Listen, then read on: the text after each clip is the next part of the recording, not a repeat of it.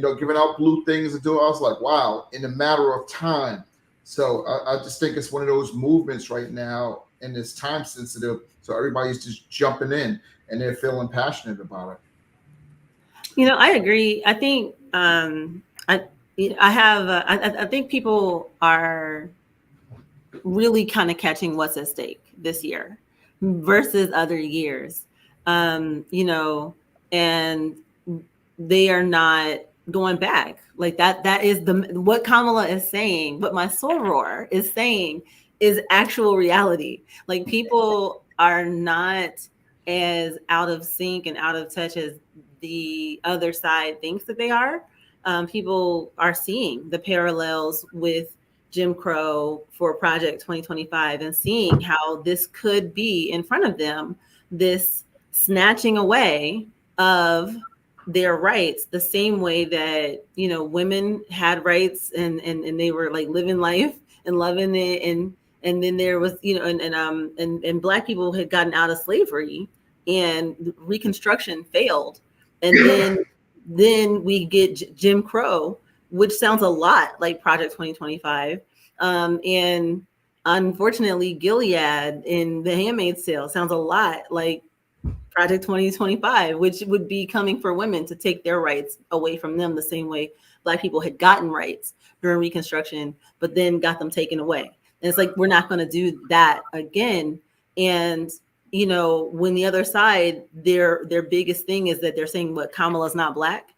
I don't know a Black person that doesn't have, well, I do know one who is from Nigeria, but other than that, I don't know an African American. I don't know an Afro Caribbean. I don't know anyone whose parents ended up on this side of the world that don't have another color in their lineage. I have, white great grandparents, but yeah, my parents, I also have great grandparents that were enslaved here in America. And I went to HU, not Howard like Kamala, but I went to a Black college. I pledged Alpha Kappa Alpha, and no one is ever about to come question my Blackness.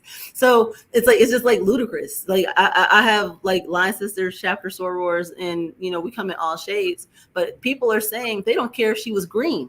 They don't care if she was if she was literally pink and green. They see what's on this on what's at stake, and they're not going back. Like people want to vote for unity and vote for all of the things that those of us who follow Christ say that we're about. Helping others, helping the poor, helping widows, not just telling them how to not telling them how to live, but helping them. All of the things, the red letters that the Bible talks about, we say that we're for. And if somebody is doing something that's not in line with the Bible, then we as Christians are supposed to shake the dust off our feet and keep it moving. And they will take that up with God directly. But it's not for us to come trying to force our thoughts and ideas on anybody. And people are saying that they're ready to vote for that. That's what I think. Yeah, I agree with everything you said, and of course disagree with what the beginning of what Colin said. I think that whether it was Kamala or Biden, what I was seeing on the ground, at least socially, was that there were different pockets coming together saying we need to save our country, America. What the other side was saying was bring back me or I. There was no America. And in fact, the other side the other day said he is tired of protecting y'all to his audience. So and he actually said, I'm just so tired of protecting y'all. And so it's not protecting us, it's not protecting US, it's protecting his base. So I think that the coalition is a coalition that was there for Biden. But when Harris announced, or Biden announced for Harris, I think you saw every single small pocket of people come together for women, as you said, Sharice, but also, I believe, especially the amount of veterans. I've never seen this amount of retired veterans step up and verbalize. That's patriot. To me, that's patriotism. You got to run. Yeah, I gotta run. And I totally agree. And I think that what we've seen is just that mobilization, like the what this lady on screen, and win with Black women, win with Black men.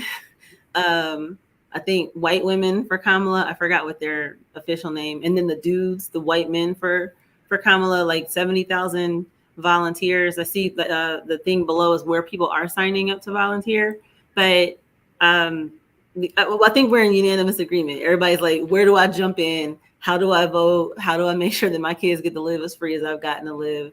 And we're not here to be bullies. And let that like, let's do that. Let's do that. Let's keep the love going.